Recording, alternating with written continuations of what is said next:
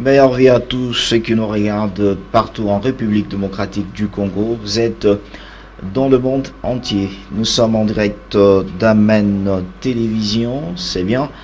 À Kinshasa, la République démocratique du Congo. Vous regardez votre émission Carte sur table. Carte sur table d'aujourd'hui, on va faire une rétrospective sur ce qui concerne l'actualité en République démocratique du Congo. C'est qu'a dominé.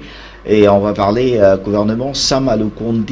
Est-ce le Congolais a tellement à vivre ce que ce gouvernement avait promis? Gestion de Félix Tshisekedi, doit-on la comparer à celle du FCC? Parce que certaines de la population affirment et prouvent que il n'y a rien qui a changé. On va le suivre tout à l'heure avec notre invité qui est déjà sur ce plateau. Il s'agit de Christopher Ngoy, il est coordonnateur général de la société civile de la République démocratique du Congo, président de la coordination Synergie Congo Culture et Développement et en même temps défenseur de droits humains à qui je dis bonsoir. Bonsoir. Bienvenue dans notre émission. Merci. Alors, on commence d'abord sur le gouvernement Sama Lukonde. Sama est arrivé à la tête du gouvernement en République démocratique du Congo. Nous pouvons dire aujourd'hui que le gouvernement Sama Lukonde est en train de réussir sa mission? Bon, je commence par saisir l'opportunité pour présenter mes vœux de Noël et des Nouvel An à vos téléspectateurs et au peuple congolais, trivialement. Ah ouais. Oui, pour revenir à votre question, le gouvernement du Premier ministre Sama Lukonde est-il en train de réussir sa mission? Moi, je crois qu'il est sur une bonne lancée. Une bonne lancée, on doit juger par les faits, les actes posés, et beaucoup plus la vision et tous les efforts qu'ils entreprennent pour atteindre leur assignation. Et je peux penser que la lancée est bonne. La lancée est bonne, mais les autres prouvent que ce gouvernement, sur le plan social, il est en train de jouer. Ce que la population entendait voir Sama Lukonde après la dissolution du FCC cache, mais il n'y a rien qui change. Moi, je crois que pour juger le travail d'un gouvernement, il ne faudrait pas s'attarder sur ou s'intéresser à un seul aspect. Il faut le juger dans l'ensemble, parce que le gouvernement, c'est un ensemble. Il a plusieurs ministres et sa vocation, c'est de toucher tous les segments de la société.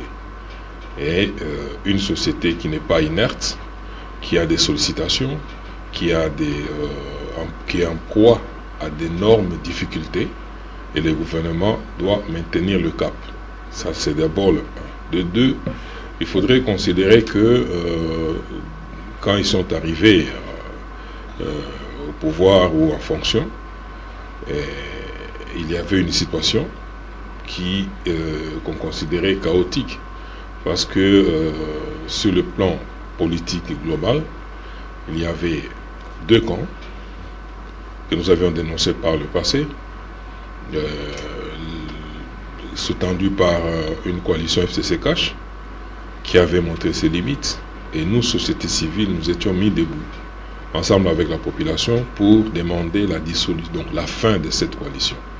Et c'était chose faite, et cette coalition tombait, et au moment où la configuration à l'Assemblée nationale était ce qu'elle était, et pour arriver à mettre en place un gouvernement, il fallait qu'il y ait des aménagements, qu'il y ait des prises de courage de certains fils du Congo au Parlement ou de certains élus qui ont pris leur courage en main pour composer dans le cadre de l'Union sacrée pour la nation.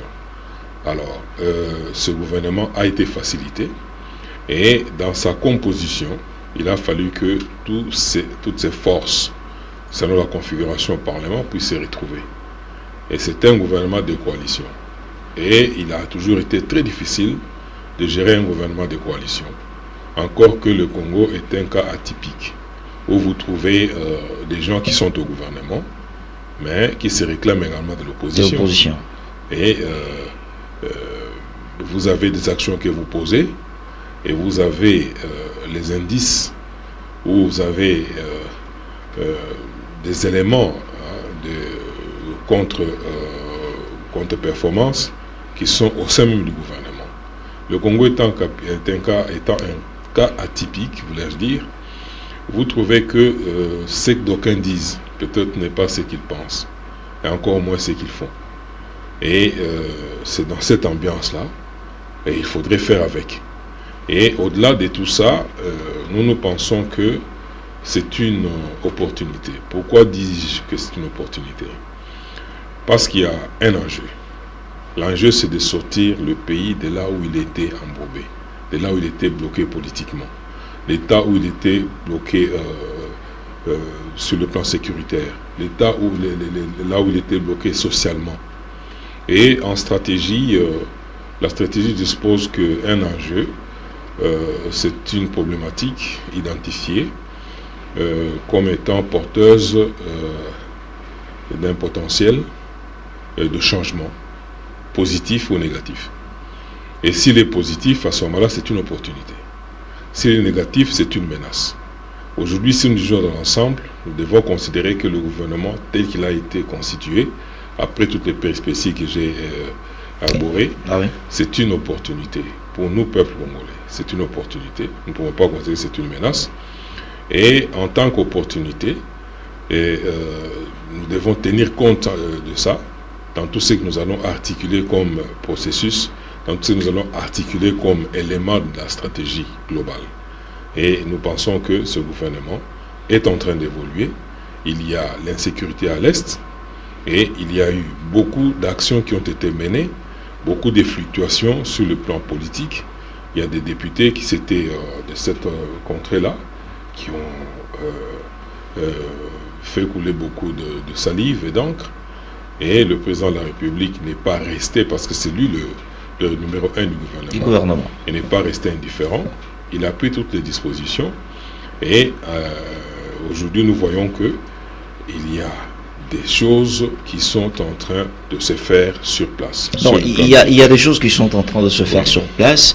Le midi qu'avait présenté Samalou Kondé, beaucoup pensent que le secteur du développement, c'est-à-dire là où le pays doit avancer, que ce soit sur le plan essentiel, vous parlez de l'insécurité à l'Est, mais on trouve qu'on a mis tellement peu de moyens qui ne peuvent pas aider la République démocratique du Congo à faire face à ces enjeux. Oui, on ne peut faire mieux qu'avec ce dont on dispose.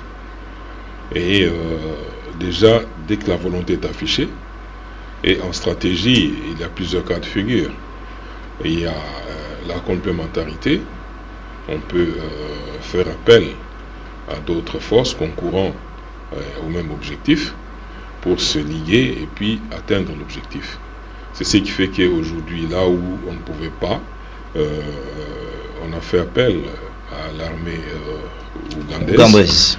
Oui, en coalition avec l'armée les FARDC. Ce qui fait défaut aujourd'hui, le Congolais en parle que est-ce que la République démocratique du Congo doit tendre sa main vers l'Ouganda pour avoir ce soutien. Tendre la main, je ne dirais pas. Il est réel que les ADF qui sévissent sur le territoire congolais sévissent également sur le territoire ougandais, avec en apothéose les derniers attentats qu'il y a eu. Mais pourquoi pas depuis longtemps ils n'étaient pas? Parce que les ADF, ce n'est pas la première fois d'opérer, ils opèrent toujours, que ce soit l'Ouganda ou en République démocratique du Congo. Pourquoi seulement nous maintenant? sommes dans une situation évolutive et dynamique. Au départ, le Congo a pensé que seul il pouvait y mettre fin. Mais c'est un conflit transnational, transfrontalier, et dont l'ennemi, qui est d'ailleurs sournois, qu'on ne peut pas circonscrire facilement, a comme base arrière les pays voisins. Et il trouve des ressources, il trouve tous les éléments nécessaires pour nuire à la RDC en ayant cette base arrière. Et en même temps, cet ennemi pose aussi des dégâts dans le pays voisin. Et à un certain moment, nous, peut-être, là je suis pas dans, j'essaie de fouiller dans la stratégie militaire pour me dire, bon, dans un premier temps, les stratèges militaires congolais avaient pensé qu'ils allaient, ils pouvaient circonscrire et puis étouffer cette menace à partir de nos propres forces. Mais lorsqu'ils ont estimé que la menace étant transfrontalière, étant transnationale, alors il fallait couper leurs bases arrières, et pour ce faire, il fallait qu'il y ait qu'on accepte d'entrer ou d'attendre la main ou de serrer la main à un pays voisin ou à des pays voisins. Et ça, c'est le format classique, la démarche classique pour résoudre un conflit de cette nature. Il faut le faire. Parce que les autres pensent que c'est une autre carte de jeu que le pouvoir en place est en train de faire penser aux Congolais. C'est comme Félix Tshisekedi offre facilement la République démocratique du Congo à l'est de l'RDC. On ne gère pas les affaires sécuritaires qui relèvent d'une très haute stratégie avec des humeurs, avec des spéculations. Comment ça? Parce que les autres ont voulu que l'Ouganda nous amène à l'est de l'RDC. Je voudrais dire que les alliances se tissent selon le contexte. Et c'est ça qu'on peut noter dans la vie des nations. Les alliances se tissent, se défendent selon le contexte. Et pour ce qui concerne la sécurité, il s'agit d'un domaine hautement stratégique. Et sur lequel, malheureusement, au Congo, vous trouvez des docteurs qui veulent s'hasarder sur cet aspect, qui veulent parler de la stratégie militaire, alors qu'ils sont spécialisés dans un domaine déterminé. Imaginez aujourd'hui, un avion est en panne, on veut absolument le faire décoller. Oui, nous avons des spécialistes en menuiserie, nous avons des spécialistes en cordonnerie, nous avons des spécialistes en médecine et tout, mais c'est tout le monde qui s'active maintenant autour de l'avion parce que tous ont la volonté de vouloir réparer. Est-ce qu'ils vont vraiment réparer? Est-ce qu'on va vraiment décoller? Et c'est pour vouloir dire que lorsqu'on n'est pas spécialiste, on est spécialiste dans un domaine déterminé, focalisez-vous sur ce domaine-là. Mais les autres ont un mauvais souvenir sur cette armée ougandaise. Nous avons une mauvaise habitude pour nous Congolais. Il y en a qui pensent que lorsqu'ils articulent très bien la langue de Molière, ils peuvent, cela suffit pour être expert en tout. Et ça, il faut éviter. Lorsqu'il y a une question comme celle-là, qui nécessite un conditionnement, qui peut être le secret, par exemple, le secret militaire, mais ici, on voudrait que, lorsqu'on veut, par exemple, associer une armée, on voudrait frapper l'ennemi. Mais on vous dit non, il fallait d'abord faire une déclaration. Au niveau le président devait d'abord faire une déclaration parce que le président des États-Unis, avant d'attaquer l'Irak, il avait fait ceci, il avait fait cela. Moi, je vous dis que les États-Unis ne sont pas au même niveau de puissance, disais-je, que la RDC. Et lorsqu'on veut attaquer un ennemi, la stratégie impose que cela se fasse par surprise. L'ennemi, il faut le surprendre. Il ne faut pas l'alerter pour dire que voilà, nous voulons attaquer tel jour, et puis penser que lui va attendre et que vous veniez frapper. Non. Ce que nous connaissons à l'Est est tributaire de beaucoup d'infiltrations, des trafics même d'informations, qui font que, très souvent, lorsqu'on a voulu lancer des opérations, notre armée, hautement infiltrée, il s'est fait que, au moment où vous vouliez attaquer, l'ennemi s'est déjà déplacé. Et vous frappez dans le vide. Et l'ennemi maintient intacte sa capacité de nuisance. Parce qu'on parle un peu de sécurité sur ce qui concerne cette collaboration entre l'armée ougandaise et l'armée congolaise. Ouais. C'est à l'est de l'RDC, on assiste toujours à des prorogations de l'état de siège. Bon, ça c'est une... Combien pour en finir ces prorogations? C'est une disposition qui relève de notre constitution. Ok? Notre constitution, les législateurs, lorsqu'ils ont mis en place cette disposition, n'avaient pas pensé à un conflit répétitif. Donc, c'est-à-dire à une disposition répétitive. Alors, les autres pensent qu'il faut y mettre fin, parce qu'il n'y a rien qui avance. Il y a eu des propositions de ce que les constitutionnels s'appellent l'habilitation, c'est-à-dire qu'on donne la possibilité au gouvernement ou qu'on arrête une disposition qui ne nécessite plus qu'on revienne chaque fois devant le Parlement pour proroger, et que ces dispositions permettent qu'on aille avec le conflit jusqu'au bout. Parce qu'aujourd'hui, la vérité, la réalité est qu'on n'arrêtera pas tant qu'on n'aura pas fini.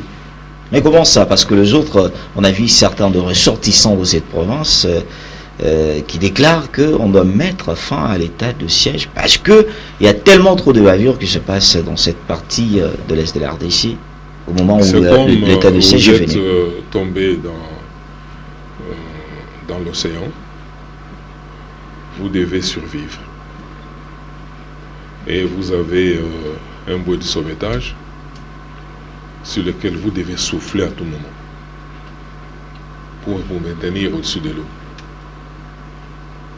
Quelqu'un vous dit, bon, arrêtez de souffler dedans. Mais si vous arrêtez de souffler dedans, vous faites quoi? Vous sombrez, vous mourrez. Et aujourd'hui, arrêter l'état de siège équivaudra dire, on abandonne cette partie du pays.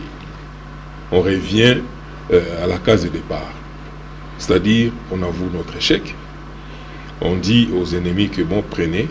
En tout cas, nous ne pouvons plus. Et ça relève la sorcellerie. Comment ça? Parce que ceux qui sont ces ressortissants, quand ils déclarent que de bavures, on assiste à de multiples de bavures, le gouvernement, même le Parlement, il n'y a pas de mesures d'accompagnement. Pourquoi maintenir Christopher Nkoy? Moi, je crois que si nous mettons sur la balance l'ampleur des bavures et l'importance de la tâche à accomplir, on ne va pas être dans un environnement où tout marche comme sur les roulettes. Nous connaissons bien ce pays. Nous connaissons bien l'environnement dans lequel nous vivons. Et aujourd'hui, il faut nous sortir d'une situation, tout en tenant compte de nos faiblesses, tout en tenant compte de nos menaces. Et ces faiblesses, c'est nous-mêmes qui les engendrons, qui les caractérisons de par notre culture, de par notre attitude, de par tout ce que nous avons pu faire. Parce que ce n'est pas un secret de vous dire qu'il y a des Congolais qui ont été impliqués dans la guerre. Même au plus haut niveau, il y a des Congolais qui en ont fait un fonds de commerce. Mais pourquoi ils ne sont pas, dénoncés à chaque fois? On assiste toujours en site de Congolais. Bon, mais pourquoi pas? Quand vous les dénoncez, ils vous demandent des preuves. Alors que nous sommes dans un domaine de la sorcellerie. C'est comme aujourd'hui, si vous dites que quelqu'un est sorcier, vous demande des preuves. Vous allez prouver comment? Mais ce n'est pas les actes, ce n'est pas les faits que vous constatez que réellement, en tout cas, celui-ci, c'est un sorcier. Alors, que faire? Que faire? C'est ce que le président est en train de faire. Il faut mettre en place une capacité militaire qui va contraindre les ennemis et tous leurs accompagnateurs à abandonner, ou pas à disparaître. Et c'est ce qui est en train d'être fait. Aujourd'hui, l'Ouganda est arrivé, vous avez vu, lorsqu'ils ont procédé au bombardement. Je ne cite personne, mais il y a eu des personnes, il y a eu des structures qui se sont plaints pour dire voilà pourquoi on ne nous a pas alertés avant de le faire et tout et tout. Allez-y comprendre. Alors c'est pour dire que il y a eu dans ce conflit renferme beaucoup de réalités et la seule façon d'y mettre fin c'était de frapper. Qu'on condamne ces frappes-là qui ont tué les ennemis et ne peuvent se plaindre que ceux qui étaient en train d'entretenir ces rebelles qui avaient des forces aux côtés des rebelles pour les outiller. Et par surprise, ils ont dû perdre leurs éléments hautement formés sur terrain.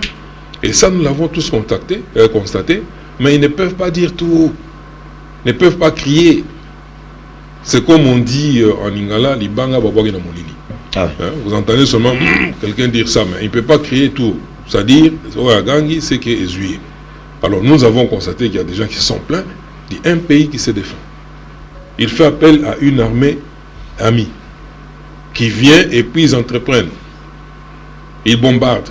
Et puis ils disent non, pourquoi ils ont bombardé? Il fallait d'abord nous informer, il fallait ceci. Parce que les autres ont dit, le chef de l'État n'a pas informé aux deux présidents de deux chambres, il a fait de soi, c'est selon certaines informations. Écoutez, moi j'ai suivi certains députés, avant même qu'on le frappe.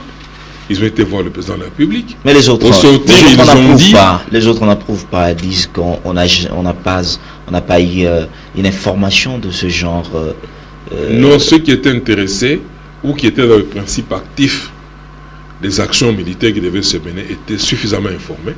Et je crois que l'option a été beaucoup plus dictée par leur propre stratégie. Et c'est ainsi que le président n'a fait qu'appliquer. Alors, moi je crois que ce qui est en train de se faire est plus important que toutes les sournoiseries de bas niveau qu'on est en train d'entendre de gauche à droite. Là, j'étais en train de dire que nous sommes dans un domaine hautement sensible, parce que militaire et sécuritaire, qui engage les vies des personnes. Et ce n'est pas une matière à traiter dans un marché. On ne peut pas traiter ça dans un marché. Et je conseille les frères, les amis et sœurs qui se sentent ou qui s'estiment suffisamment intelligents, pour ne pas dire trop intelligents, eh bien, d'avoir leur patience à mal, de laisser les spécialistes de ce domaine-là. Parce que très souvent, on ne s'ingère pas dans certains domaines. On reconnaît les notoriétés. On s'est dit, bon, il est vraiment maître dans ce domaine-là. Et on n'a pas à aller lui dire, non, ici vous avez mal souturé, ici vous avez... Non, ça serait s'aventurer. Mais dans le domaine militaire, reconnaissons qu'il y a des gens qui ne font que ça matin, midi et soir. Et qui dorment avec ça, qui se réveillent avec ça. Et qui sont portés à trouver des solutions et qui puissent satisfaire l'ensemble des Congolais. L'ensemble des Congolais. Là, on a parlé de la situation de l'Est de la RDC. On revient sur le gouvernement Sama Lukundi. Christopher Nkoy, est-ce qu'aujourd'hui, il faut faire certaines modifications dans la composition du gouvernement Sama Lukundi? Est-ce que c'est intéressant? Oui, vous êtes en train de me demander, de me poser la question de savoir si dans un cadre ou dans le contexte d'un match de football, il y a une équipe sur terrain, est-ce que l'entraîneur peut penser modifier l'équipe ou changer de stratégie de jeu ou de système ou de style de jeu, comme on dit, en utilisant ceux qui sont sur le banc de touche et puis en procédant au remplacement? Mais c'est inhérent à la performance d'une équipe gouvernementale. Et je crois que il y en a qui sont performants, il y a d'autres qui ne sont pas performants. La performance ne se lie pas dans ce qu'on dit, mais dans ce qu'on vit, dans les actions qu'on promet ou dans les promesses qu'on débite, et dans leur concrétisation, dans les assignations qu'on s'est fixées et dans leur réalisation. C'est là où l'on peut lire la performance. Aujourd'hui, je ne dis pas que ce gouvernement dans son ensemble n'est pas performant. Le cap est bon. Mais les acteurs, il y a certains acteurs qui accusent des faiblesses. Et il faut trouver d'autres acteurs. Lorsque je prends, par exemple, dans un conseil des ministres, on a dit qu'on a acheté des vivres frais en Namibie. Et qu'au moment des fêtes, ces vivres seraient ici. Mais techniquement, ce n'est pas fait. Techniquement, c'est fait avec beaucoup d'atémoiements. Les Congolais attendent tellement trop de ça. Le 25 décembre, c'est la Noël. Et les Congolais attendent. Attendent toujours. Alors, cela voudrait dire qu'il y a quelque part des faiblesses. Il y a quelque part des incohérences. Et si, pour les changer, parce que nous entendrons maintenant tout n'était pas préparé, c'est justement faire plaisir avec le gouvernement actuel, en pressant que ce gouvernement est tout prêt justement de faire plaisir avec des déclarations, certaines informations pour plaire le peuple congolais, Christophe Nkoy. Dans ce sens-là. Je voudrais dire que il y a eu des déclarations qui ont été faites, les moyens ont été pourvus. Ok. Et le marché a été effectué. Et c'est arrivé même à... C'est arrivé même à Matadi. On a vu ça. Moi, je m'attarde sur ce que j'ai vu. Mais d'où vient que des Matadi à Kinshasa, il n'y avait pas eu une stratégie d'écoulement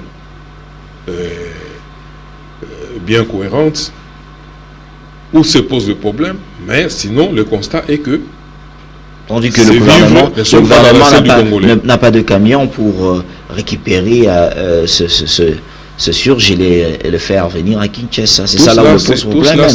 Il est en train de recourir vers... Tout cela se planifie, ou bien c'est au niveau de l'administration, où les choses ne marchent pas très bien.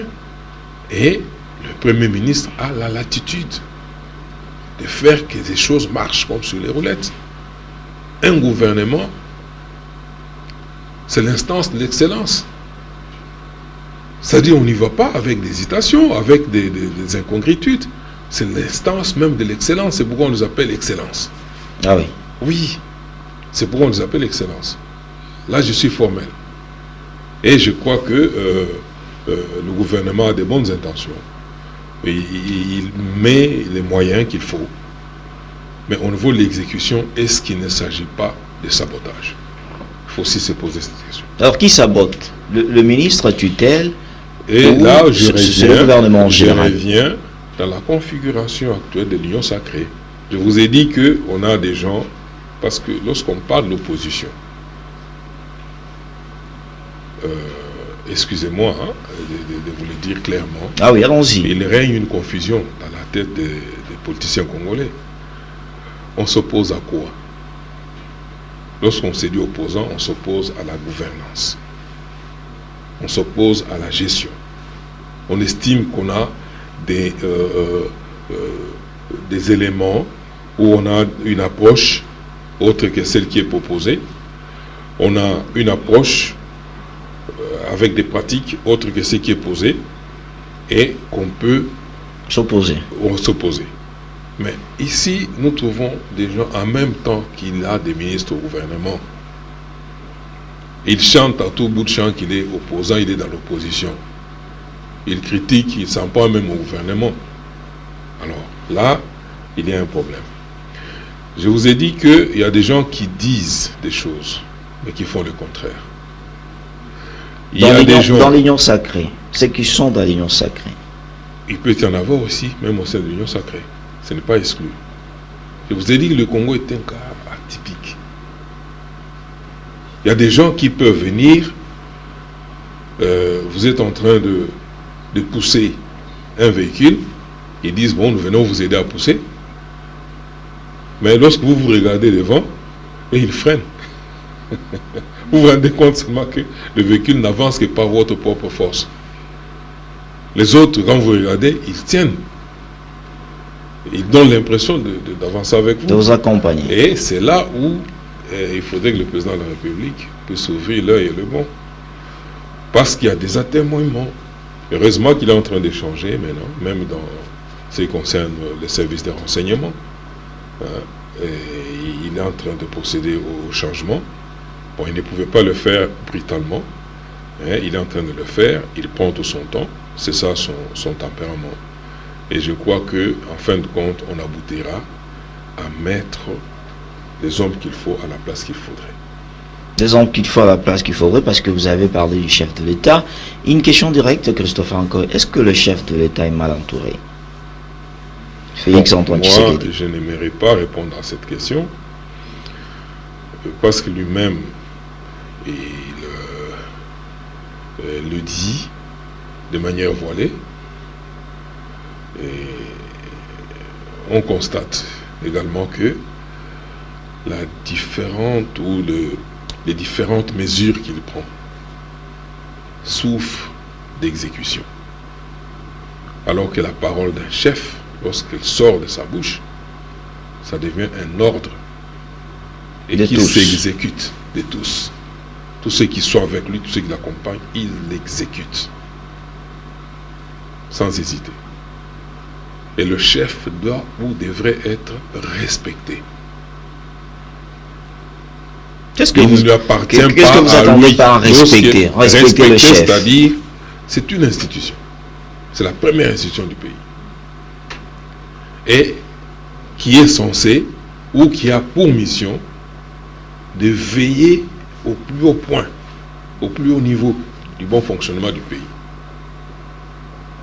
S'il appuie sur un bouton, pap, il faudrait que dans la suite, ça se répercute et qu'on sente que ça a bougé et que ça bouge. C'est ça le sens du respect dont je parle. Mais il ne faudrait pas, lorsqu'il appuie sur un bouton, d'aucun relativisme. Ils hésitent à le faire. Ou bien ils affichent aussi leur impression, ou ils rectifient. Et in fine, rien n'est exécuté. Ou c'est exécuté à moitié. Ça, ce n'est pas le modèle de l'ancien. Lorsqu'on nous parle des routes, on dit zéro trou. On ne voit rien sur la vie. Bon, rien, c'est trop dire. Je vois qu'on essaie de faire. Parce qu'on avait tué les genoux sur mais Kinshasa. On le fait mal. On voit on rien. le fait mal. Le faire mal, c'est-à-dire quoi? Lorsqu'on veut réparer un tronçon, on pense d'abord aux usagers. Il faut trouver des voies de contournement. Des contournements. Les aménager et puis bloquer ici. Mais ici, c'est fait de manière à surprendre les usagers, à les mettre en difficulté, à augmenter les difficultés qu'ils avaient. Et ça, c'est un sabotage. Parce que si des gens récriminent, ils arrivent à certains endroits, ils doivent passer des heures et des heures. Même s'ils ne parlent pas. Ce qu'ils ressentent là remonte en surface comme quoi? Comme antipathie vis-à-vis du pouvoir, antipathie vis-à-vis du président. Et ce sont des choses qui peuvent être entretenues. Sur le plan de la santé mentale, c'est très dangereux. Parce que là, on touche au mental des Congolais. Et là, nous dénonçons, en tant que société civile. Nous pensons que nous avons des gens intelligents qui planifient des choses. Et lorsqu'ils lancent un travail, un chantier, on ne peut même pas le bien santé. Un travail de quelques jours, on y met des mois. Mais après avoir, on procède d'abord par casser. On casse, on bloque. Et maintenant, on nous dit, bon, peut-être c'est l'argent qui ne vient pas, peut-être, et tout. Et tout s'est fait avec nonchalance. Et la faute, c'est assez qui gère. La faute remonte au président. Mais pourquoi Félix Tshisekedi ne sanctionne pas? Bon, de sa façon, ou bien il est en train de regarder la démocratie impose la responsabilisation. Il ne faut pas chercher à tout faire. Et mais c'est qui sont responsabilisés. C'est-à-dire, vous ne pouvez pas être là pour sanctionner partout. Mais ceux qui sont responsabilisés ne font pas bien le travail. Il y a des provinciales qui peuvent sanctionner. Nous avons des députés provinciaux dans ce pays, dans cette ville par exemple, si je prends Kinshasa. Qui sont considérés trop corrompus. Hein?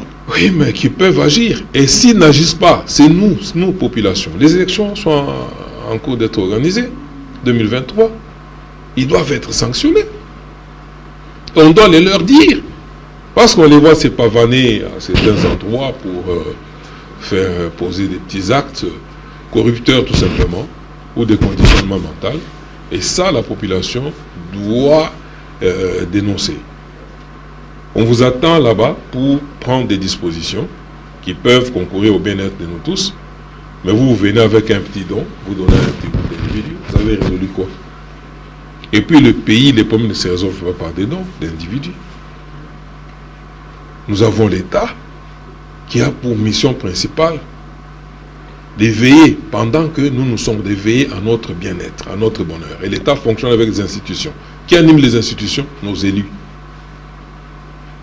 Et s'ils agissent mal, s'ils ne respectent pas leurs assignations, les institutions ne vont pas bien fonctionner.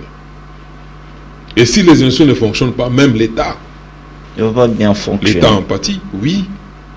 Et c'est ça le principe actif. Et nous pensons, au niveau de la société civile, oui, là nous voyons aussi tous les citoyens congolais.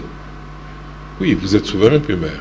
L'article 5 de la Constitution vous consacre cette souveraineté, la primauté de la souveraineté. Mais lorsque vous êtes spectateur, vous voulez que les choses changent par les autres. Vous ne pouvez pas vous impliquer dans le changement. Vous ne pouvez pas participer au changement. Vous vous dites apolitique. Vous laissez l'activité politique à une catégorie de personnes qui n'ont pas peut-être le cursus que vous avez, qui n'ont pas la vision que vous avez, qui n'ont pas l'intérêt que vous avez. Mais vous leur laissez la gestion politique. C'est ainsi qu'une mauvaise culture politique s'installe. Et vous vous contentez chaque jour de vous plaindre. En tout cas, ça ne marche pas, ça ne marche pas. Mais c'est de l'apanage de tout le monde de faire marcher. Il n'incombe pas au président de la République seul. Mais on ne leur permet pas. C'est cette population. On n'écoute pas. C'est justement, aujourd'hui en République démocratique du Congo, on constate que c'est la politique qui prend au moins tout, M. Christophe André. Parce que nous, notre mental est formaté de cette manière-là.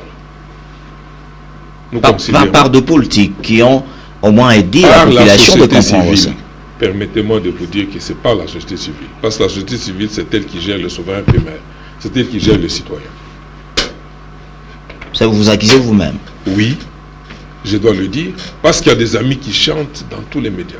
Nous sommes en politique. Nous sommes en politique. La politique, c'est la gestion de la cité. Qui est appelé à gérer la cité? Les citoyens lui-même. Et si se désintéresse à cette gestion-là, comment voulez-vous que les choses changent? Nous voulons voir en 2023 beaucoup d'acteurs de la société civile. On doit arriver à sortir des blocages qu'il y a même dans notre constitution, même dans la loi électorale. Vous trouverez que si quelqu'un voudrait se présenter comme indépendant, il doit affronter des listes de partis politiques. Des partis politiques. Mais il faut voir une grande capacité. Ça, alors que nous sommes tous citoyens, au même niveau, au même pied d'égalité. Ah ouais. Et on doit être élu par le même corps électoral. Et les députés doivent représenter, relativement aux dispositions, le même nombre d'électeurs. Mais ici, vous trouvez des citoyens à qui on impose qu'ils doivent se battre seuls contre des listes, parce que les listes-là sont constituées par des partis politiques, alors que les partis politiques ne sont que des associations à caractère politique. Ils ne font pas partie des institutions de l'État. Ils ne font pas partie de l'État. Ce sont des associations privées, comme toutes les autres associations que nous avons à la société civile. Mais on vous dit aujourd'hui, la société civile, vous êtes trop utilisé par des politiques, vous vous déclarez près de la population, mais vous vous mêlez dans une même marmite que le politique, le même agissement, le même comportement. Oui, je le dis, dans une certaine mesure, oui, parce que très souvent, il y a des partis ou des organisations de la société civile, des acteurs de la société civile, qui ne comprennent pas ce que c'est la société civile.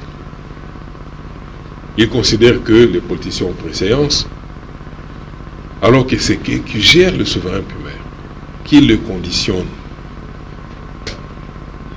Alors que le pouvoir, c'est eux qui sont les détenteurs du pouvoir. Parce que l'État, c'est l'émanation de la société civile.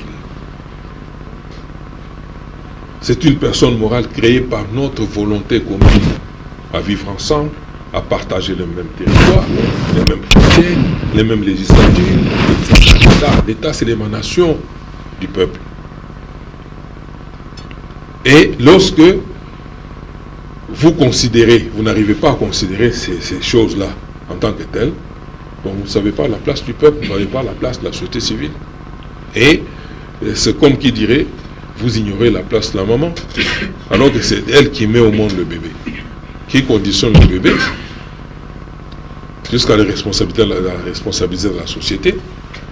Mais lorsque la maman elle-même ignore sa mission. Christopher Okoye, nous sommes en train de chuter. Deux questions directes à vous poser.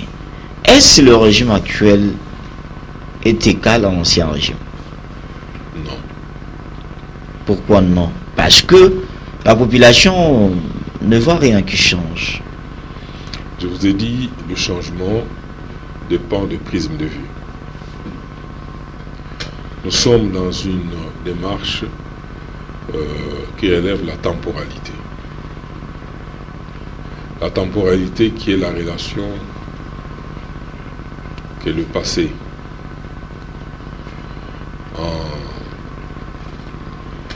a avec le présent et le futur. Nous sommes dans le contexte de l'historicité, qui est la prise en compte du passé comme outil de connaissance pour savoir juger le présent, articuler le présent en vue d'un avenir souhaité. Nous venons de très loin. Et ici, moi qui vous parle, j'ai été témoin. de presque toutes les générations. Mais un présent qui tâtonne, hein, ce de flamber de prix dans tout le marché. Je suis en train de ça se multiplie, Christopher Ancol. Et je parle bien au peuple congolais, je parle bien à mon peuple, qui souffre comme moi. Nous avons connu pire.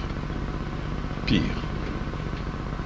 Et si nous en sommes arrivés à ce niveau, à l'alternance que nous connaissons aujourd'hui, que nous devons juger à sa juste valeur, il y a eu des morts. Il y a eu des sacrifices énormes. Et sans détermination, on n'aurait pas fait fléchir le pouvoir ou le régime qui était en face de nous. Et nous y sommes arrivés. Nous n'avons pas changé de peuple ni de culture. C'est le même peuple, c'est les mêmes acteurs qui sont en activité sur l'échiquier politique. Et on a cherché à changer leur mentalité. Mais qu'on n'arrive pas. Et qu'on n'arrive pas, mais on est en train d'y aller. On n'arrive pas où on est en train d'y aller. On sait que aujourd'hui, un militaire a tué Olivier Punga parce qu'il a été instrumentalisé par quelqu'un qui a donné l'argent.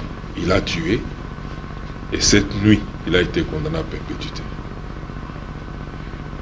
Et la justice a fait son travail. Le militaire va commencer à réfléchir 2 fois avant de poser un acte. Aujourd'hui, le procès Chebeya se poursuit. Ceux qui avaient tué, qui avaient pensé qu'ils ne seraient jamais poursuivis parce qu'ils étaient l'impérium, aujourd'hui, ils sont en train de raisonner 2 fois. Et ceux qui gèrent aujourd'hui, ça leur sert de didactique. Ils sont en train de raisonner aussi 2 fois. Ils savent les actes qu'ils peuvent poser et ceux qu'ils ne peuvent pas poser. Ah ouais. Aujourd'hui, il y a des gens qui détournent l'argent et qui sont poursuivis, qui vont en prison. Après, on les fait sortir. Non, là, vous voulez parler de la situation de M. Kamel. Non, justement, il y a aussi... J'aimerais également ouvrir une assise là-dessus. Il y a aussi... Pour préciser ceci. Bakonga qui lorsque nous parlons d'un état de droit, nous devons respecter le droit, c'est vraiment la primauté. Lorsque quelqu'un a été condamné au premier degré, il a été jeté à peine. Il est dans un processus. En interjetant à peine, c'est-à-dire la condamnation, il ne peut pas être libéré par grâce présidentielle ou autre chose, parce qu'il n'a pas encore été condamné. Mais son juge naturel ou le magistrat peut évaluer, si la personne demande la liberté provisoire, peut évaluer et à certaines conditions lui accorder. Ce n'est pas dire qu'il est absous, ce n'est pas dire qu'il ne pourra plus être jugé. Non. Mais nous voyons, sans tempérance, beaucoup d'intellectuels congolais monter en surface pour dire voilà, et tout ça, faire parler leurs sentiments. Et dans un État qui se veut responsable, dans un environnement où l'élite devrait montrer le chemin, on doit quand même faire attention avec nos sentiments. Ne pas les faire passer à l'avant. Alors, je voudrais revenir pour dire que le régime actuel n'est pas pareil au régime ancien. Nous, on nous a torturés. Et vous n'aviez rien, nulle part où vous plaindre que devant Dieu. Vous arrivez dans un service de l'État. On vous dit, cette fois-ci, nous allons vous tuer. On marche sur vous. Ça, dans le régime passé. Oui, c'est le régime passé. On ne vit plus ce genre de choses. J'étais en train de faire la comparaison. Bien sûr, encore des attémoignements qui sont inhérentes à toute société, en ébullition, en mutation. À moins qu'on impose la dictature pour dire que dorénavant, plus ça, et on frappe, celui qui fait ça, on frappe. On dit la chicotte, là, les choses peuvent changer. Mais si on veut opérer le changement de mentalité, en procédant par la conscientisation, ça prend du temps. Ça prend du temps. Mais, je vous ai dit d'entrée de jeu que l'enjeu était là. Et aujourd'hui, l'enjeu est une opportunité. Ce n'est pas une menace. C'est une opportunité. On doit faire avec, on doit aller dans cette direction-là. Et tout le monde doit accompagner cette direction. Il ne faudrait pas, pendant que nous sortons d'un passé ténébreux, avilissant. Mais on continue à considérer qu'aujourd'hui, il s'agit de jeter les bases, de constituer un nouveau socle, pouvant nous servir de tremplin pour aller plus loin. Et nous qui commençons à nous fatiguer, c'est tout ce que nous aurons à léguer aux générations futures.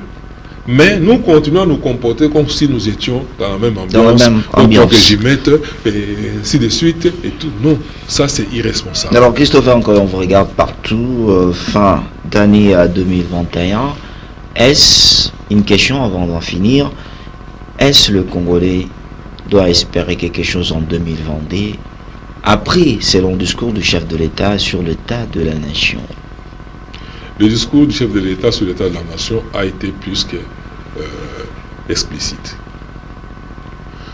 Est-ce que le Congolais doit faire quelque chose en 2022? C'est la question que vous aurez pu poser. Moi, je crois que rien ne va se faire sans nous. À la société civile, on dira plus rien ne se fera sans nous. Nous pensons que nous devons participer. Nous devons conditionner tout ce qui doit se faire. Et le tout doit se faire sous nos pas. Si nous restons passifs, les choses se feront sans nous. Et rien ne se fera. Si nous sommes actifs, si nous poussons, nous exerçons la pression sur nos élus, en leur disant, si vous ne faites pas ça, si vous ne faites pas attention, vous reviendrez bientôt vers nous, on ne va pas vous renouveler la confiance et tout. Alors, c'est une opportunité pour conditionner mentalement tous ces politiciens-là. Et cela incombe d'abord à nos populations de pouvoir le faire. Espérer, oui. On doit espérer. Pourquoi? Parce que ce pays a tout. Nous avons un potentiel, à tous égards, qui peut nous permettre d'atteindre des plus hauts sommets sur l'échelle des nations. Les plus hauts sommets. Et tout relève maintenant de notre volonté. Il y a des gens qui pillent. Il y a des gens qui se font corrompre. Mais devant la passivité ou la complaisance même de la population. L'argent qu'on vole, quelqu'un qui n'avait rien, du jour au lendemain, on lui donne une responsabilité, paf, il construit. Il devient riche. Il devient riche, et vous vous dites, chancez le copain. C'est des antivaleurs dont nous devons nous départir. Et cela impose à chaque Congolais de dénoncer. Merci. Oui. Merci beaucoup Christopher Nkoré d'accepter notre invitation. Je rappelle, vous êtes coordonnateur général de la société civile de la RDC, président de la synergie Congo Culture et Développement et en même temps défenseur de droits humains. Oui. Vous étiez nombreux à nous regarder partout en République démocratique du Congo. On se retrouve bien en 2022 avec un autre format de cartes sur table. Le décor va changer, tout va changer. Et je vous souhaite une bonne fête de partout où vous nous suivez. Merci, au revoir.